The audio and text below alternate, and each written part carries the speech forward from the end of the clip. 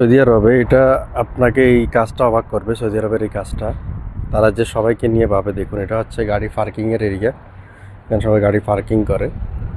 করার পর এই দেখতে পাচ্ছেন এখানে একটা চিহ্ন আছে।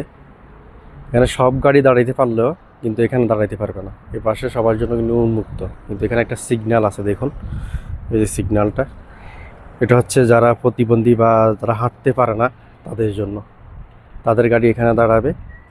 এটা তাদের জন্য বিশেষভাবে করা, কিন্তু এখানে অন্য কোনো গাড়ি দাঁড়ালে কিন্তু জরিমানা দিতে হবে তাকে।